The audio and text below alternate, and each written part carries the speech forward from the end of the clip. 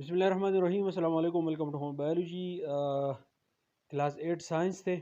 په دې کې او ټاپک ته میټلز اینڈ نان میټلز شپږم کلاس کې په اووم کلاس کې به تاسو میټلز په باره کې ویلي میټلز چې دی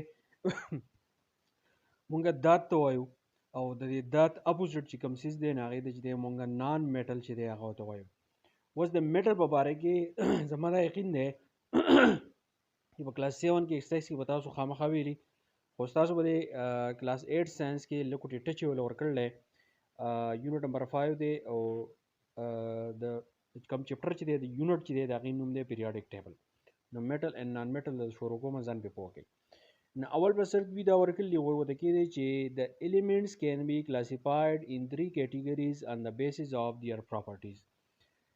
کم پیریاډک ټیبل چې کله تاسو خپل مخې ته ونیسئ نو په دې پیریاډک ټیبل کې تاسو ټول د ایلیمنټ سیمبل ښکاري نو مطلب دا دی چې څونه ایلیمنټس چې دي دا مونږه کلاسیفای کوو دریو کلاسونو ته په دې ایلیمنټس کې یو ګروپ ته مونږ وایو میټلز بل ګروپ ته مونږ وایو نان میټل او درېمي ګروپ ته مونږ وایو میټالایډز ټیک شو میټل تاسو ته پته ده میټل مونږ هر هغه څیز ته وایو چې د هغې نه کرنټ او هیټ چې دی هغه ته پاس کیږي هغې ته مونږ میټل وایو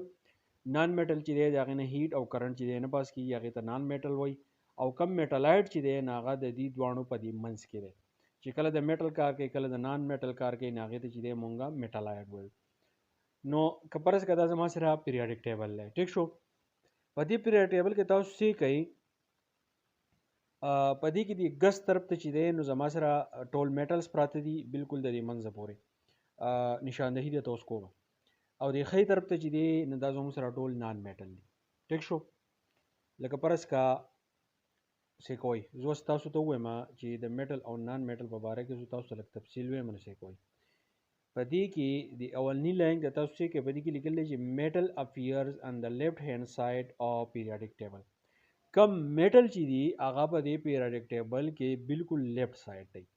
ا لیفټ ساید کم یو دی څه کوي خاص تاسو ته خیمه لیفټ ساید مطلب دا دی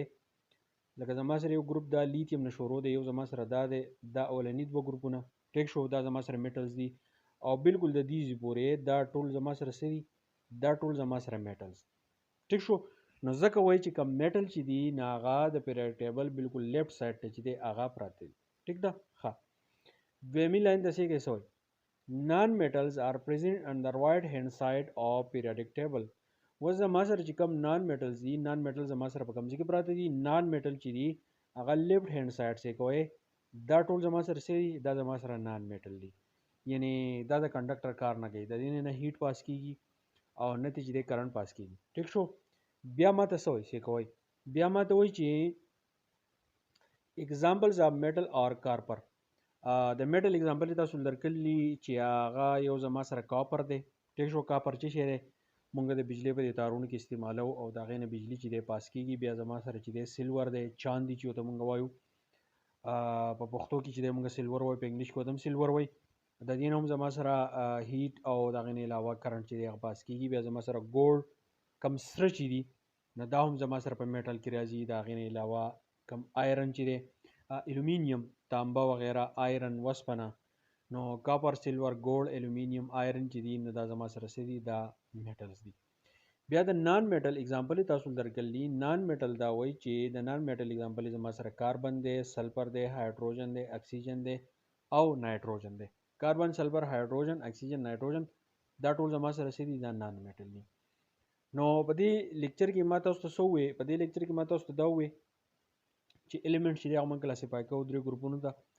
یو ګروپ ته میټل بل ته نان میټل بل ته میټالایډ وای ټیک شو بیا زما سره پیریاډک ټیبل لې چې د دې جنواله زوتی دا سکوير دایره چا پیرا کومه نه دا ټول زما سره سدي دا میټلز دي ټیک شو بیا پرځ که زوتی سي کراس راشم دا ویني دا ټول زما سره نان میټل دي ټیک شو او په دې منس کې دا زما سره میټالایډز دي ټیک شو بیا تاسو له میټل اگزامپل درکړلی تاسو په خپل پیریاډک ټیبل کې دی شي کاپر سلفر ګولډ الومینیم آیرن او د نان میټل اگزامپل زما سره دی کاربن سلفر هایدروجن اکسیجن نایټروجن نو دا یو څو اگزامپل دي د نان میټل دا صرف د دې میټل او نان میټل انټروډکشن مې تو کو په دې ټاپک کې په بل ټاپک کې به ان شاء الله تاسو ته تفصیل کوم چې ډکټیلیټي ملیبل وغیره دا خبرې به تاسو اورېدلي، نو دا به زه انشاءالله تاسو ته په بل لیکچر کې چې دی دا ټول زه تاسو ته کور کړم. تھینک یو، ډېره مننه.